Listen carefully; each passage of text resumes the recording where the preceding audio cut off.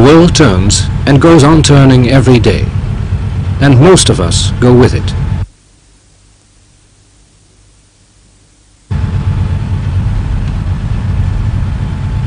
But for some who spend their whole lives traveling, it seems as if the world moves past while they stand still.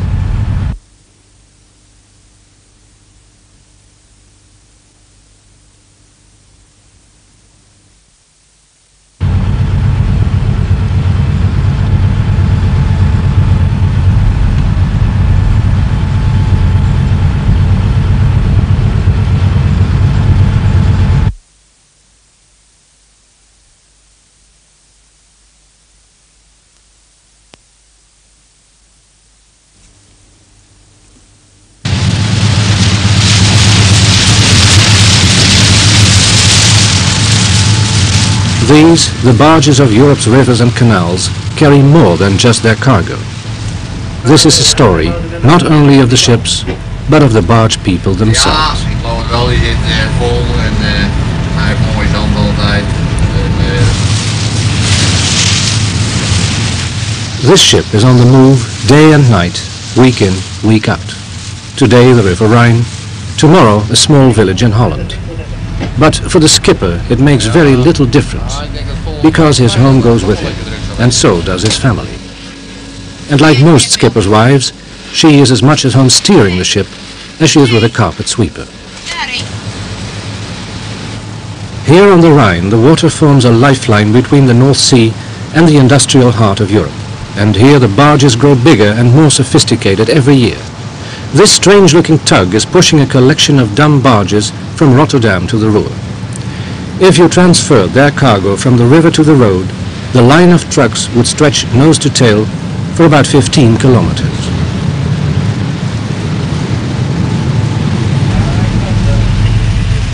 Navigating in a strong current, the skippers need to be very much awake, and he is. We shall be coming back aboard this ship, but for the moment take a look aboard another barge, the Gesina. At first sight, the life of this crew looks very different indeed.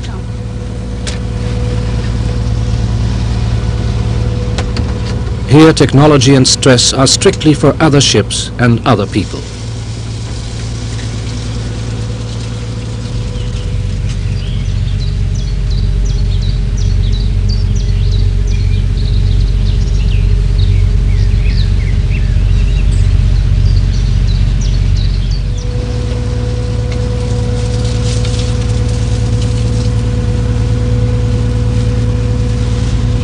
Nearly 100 years old, the Gesina holds only a tenth of the cargo that our barge on the Rhine can carry. She travels at half the speed, but she can navigate the small canals and visit places that a modern barge could never reach. The Gesina is a home and a living for 3 people.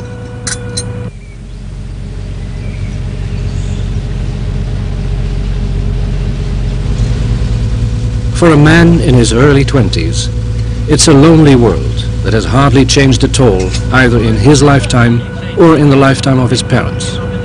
How much longer it will last is another matter.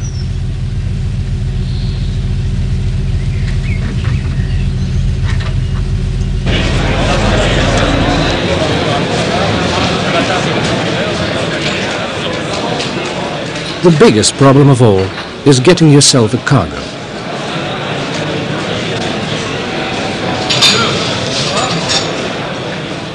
In Rotterdam, the skippers come to the berths to wait and take their turn.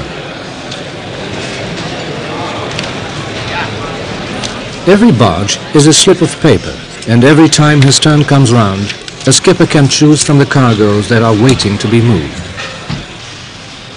Only, it may take anything up to 3 weeks before the cargo and the barge come together, and the vital slip of paper finally changes hands.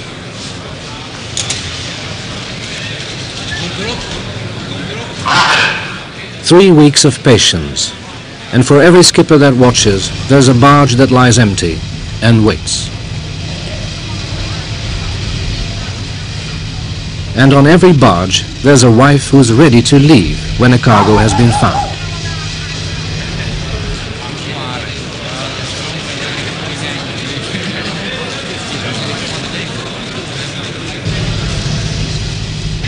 This harbour in Rotterdam is probably the closest thing to a permanent home that these people and their children have ever known. Even bringing back the shopping takes a lot more strength and determination when you have to climb from one barge to another.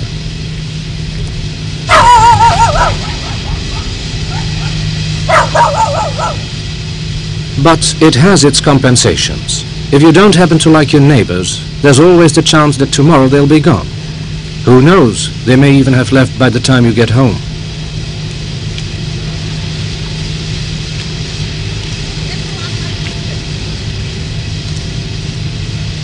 And you can't help noticing that this is very much a man's world.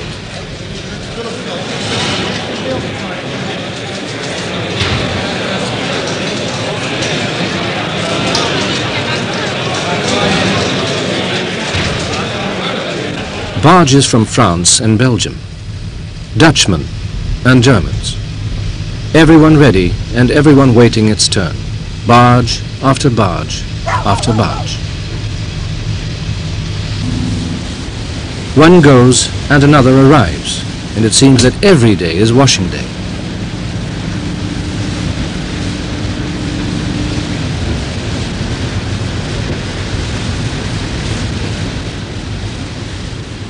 For the small children who live aboard and haven't yet started regular school, this waiting is an experience that doesn't come often enough. Here in the harbour there's a special nursery school only for the children of the barges.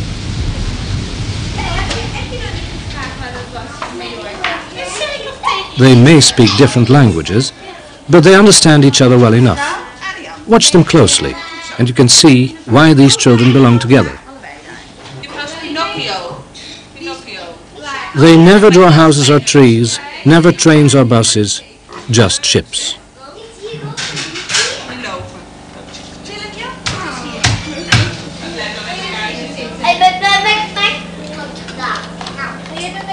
A toy car is something that belongs only on the ship that they have built out of bricks.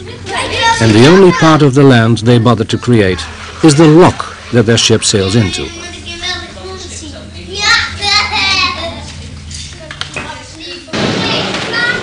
No cargo, no pay. Survival for the family depends entirely on that vital little piece of paper.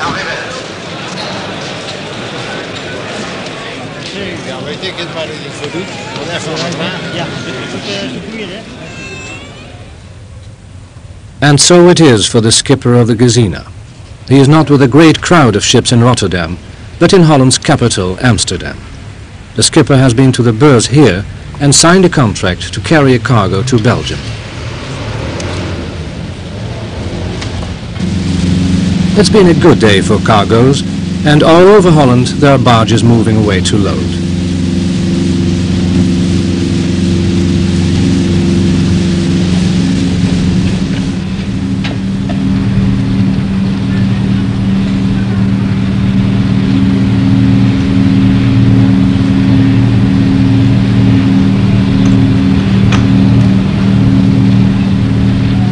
This vast bulk carrier is full of meal made from soya beans, a vital ingredient for the production of animal food.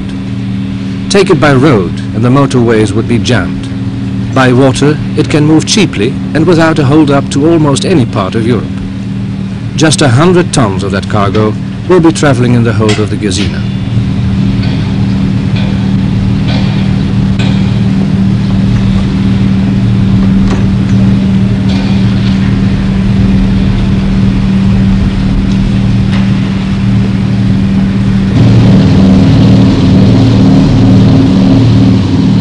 The only trouble with soya meal is that apart from coarse grains, it also consists largely of fine dust that gets in your eyes, your nose, and into every corner of the ship.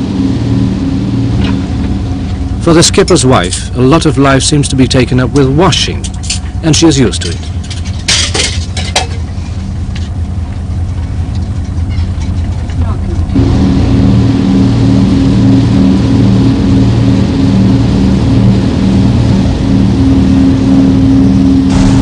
Do you remember the big barge on the Rhine?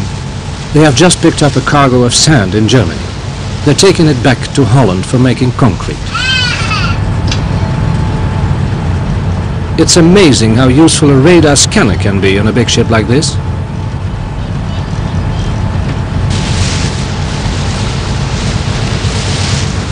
Superficially, a modern ship like the Cotrans 3 may look like another world. They have a paid crew instead of a grown-up son, and it's an awful lot bigger. But the job is the same.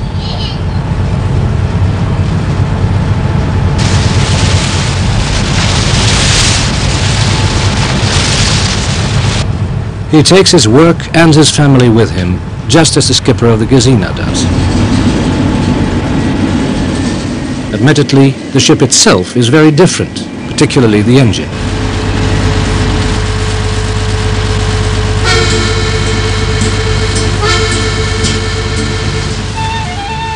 But both ships are part of a way of life that most ordinary people never share. And perhaps when you watch the Gesina, it's easier to see how different that life is. Here they live in a cabin no bigger than a cupboard. They have no proper lavatory or bathroom. But then they have no rush hour, no office, and no noise from the neighbors either.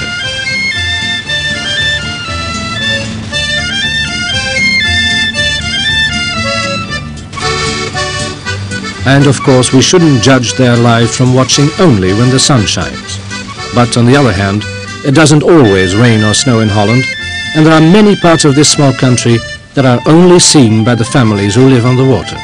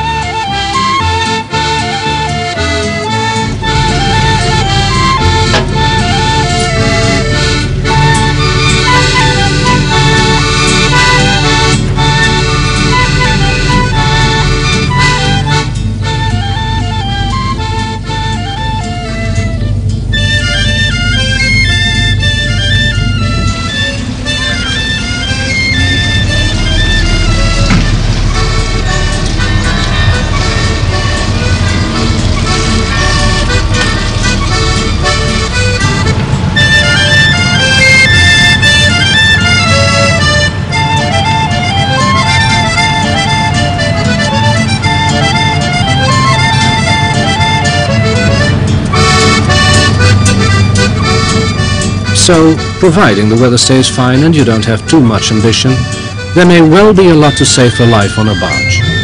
But there is one problem we haven't mentioned, and it's a big one.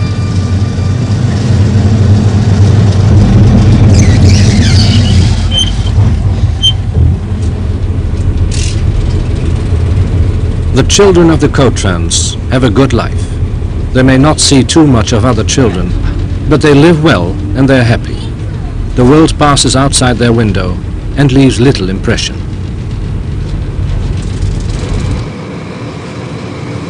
To the children, one lock is very much like another. Some go up and some go down. Sand to the children is something you load in one place and unload in another. They know very little about beaches, but they'll probably be making sand castles on board before the day is out, so who cares about the sea?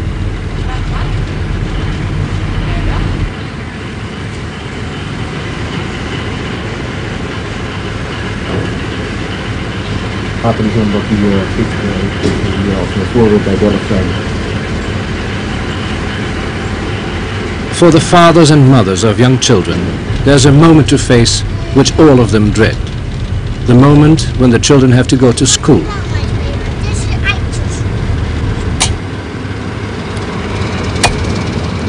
While their home is on the move, there's no way that they can go off to the school down the road. There is no road, and so there is no school. When the children are old enough, they'll probably be sent here.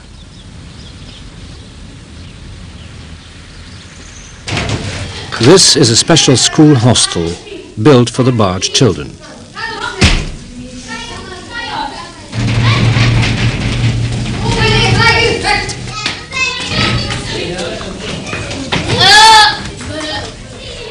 While they're of school age, the children live most of their lives in this building. If the barge happens to be near Rotterdam, They can go home for weekends and come back, like these lucky ones, on Sunday night. If the barge is far away, they stay here, firmly on the land.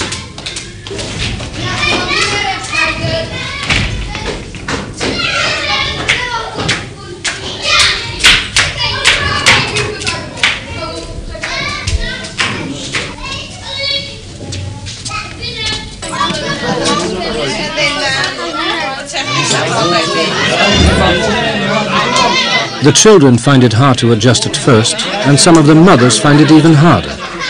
There are many women who have left the barges altogether and set up home on shore, so that they can make a home for the children while they are at school. But it takes 2 people to run a barge, and many skippers can't afford a crew and a house on land as well. So every Sunday evening they drink a cup of coffee and say goodbye.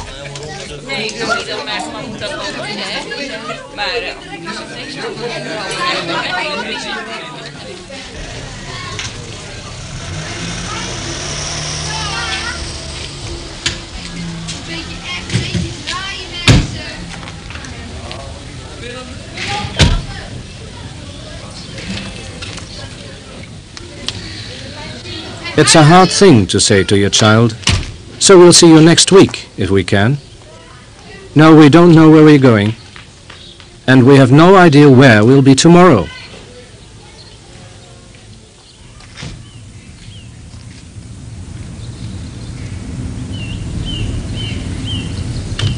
It's 6 o'clock in the morning, and the land has served its purpose for another night.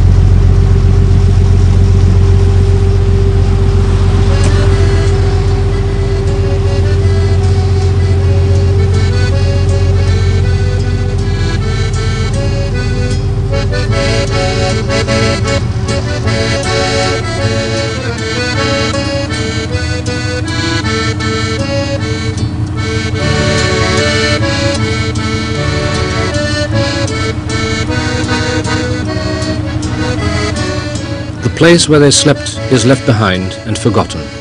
They don't live there anymore. There's work to do here, and it doesn't matter where they stay tonight.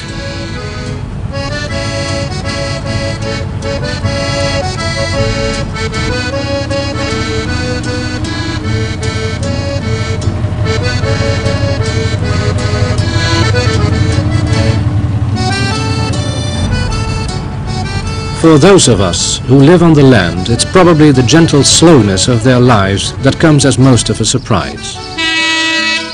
And you'll find that on little canals like this, their refusal to be in a hurry is something that affects everybody, and not just the people afloat.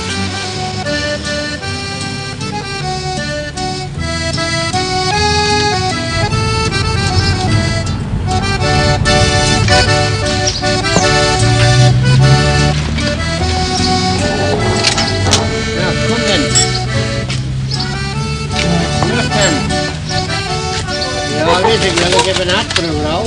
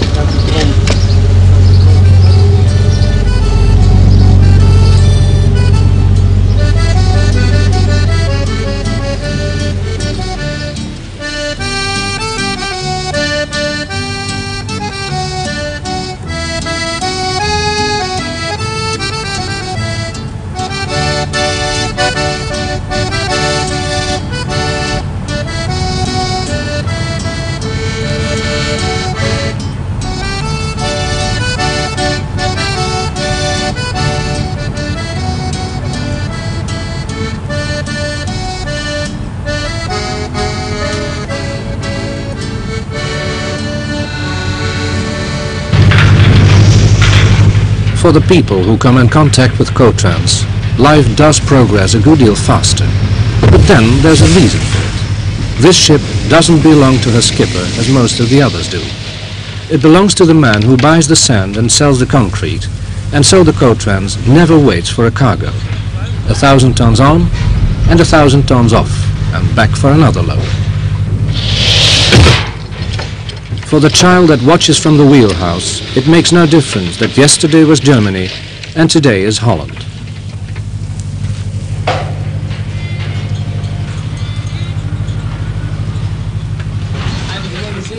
To the skipper and his wife, life is a good deal more complicated. They may live in luxury, and they do, though they have little time to sit and enjoy it. But problems like visiting her mother or going to a wedding can be very complicated indeed. The difficulties they had in meeting before they got married were almost beyond belief. In those days, they lived on separate barges. Of course, nowadays, technology does help.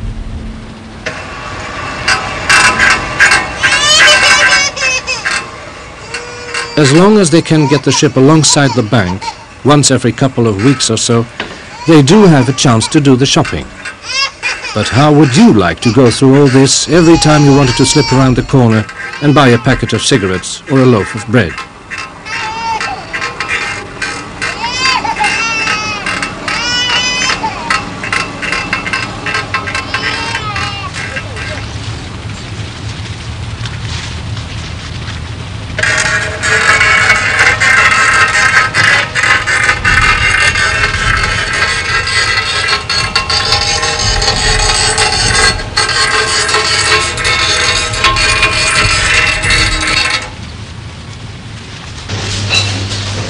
You only have to watch them go round the shelves of a supermarket to realize that this isn't an expedition they make very often.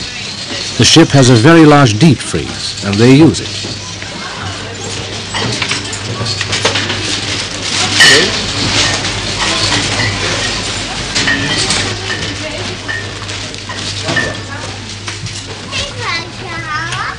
They look just like an ordinary couple, that is, until you notice how much food they're taking home.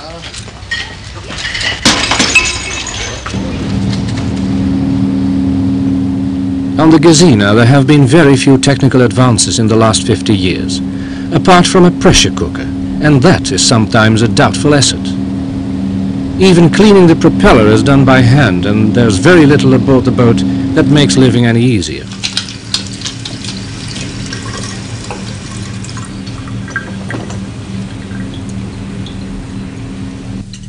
The sad thing is that their ship is really too small for the family to make a proper living. It simply doesn't carry enough cargo.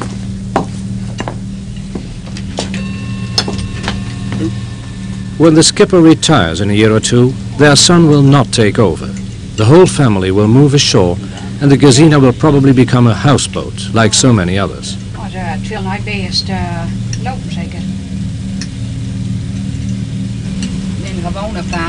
The ship itself may well be a relic of the past, but it would be a big mistake to think that their way of life is also doomed. There are many, many more families whose values are exactly the same. Yes, it's a bigger ship and it has every technical advantage. It carries more cargo, it goes a lot faster and makes a lot more money. Down below, it's equipped like a modern flat in any big city.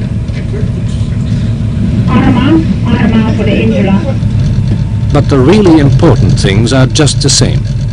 Their whole lives are dominated by barges and cargoes, and everything revolves round water. And the skipper steers his ship all day just the same, even if he doesn't use a wheel.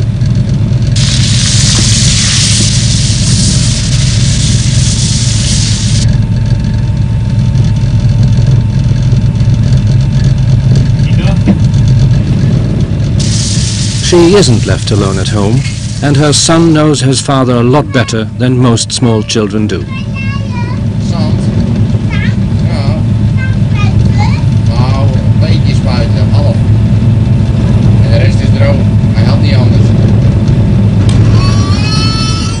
For many people in the world, life has become very complicated.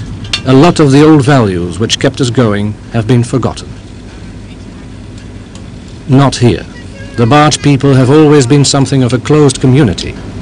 The people on the land thought of them as gypsies and rejected them. The barge people got on with their own lives and kept the rest of the world and all its ways at arm's length. And so, basically, it still is. Very little has changed.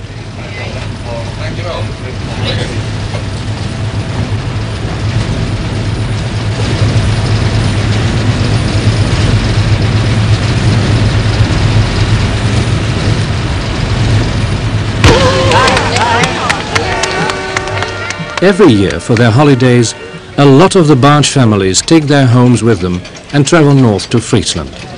And here they go sailing, only it's sailing with a difference. The skipper of the Cotrans goes as well, only here he is not the skipper. He's part of the crew of a scootje, a sailing barge. These are the boats that used to trade on the canals before the diesel engine was invented. Many of their grandparents were born on ships like these. 14 of them race every year for 2 weeks, and it's quite an experience.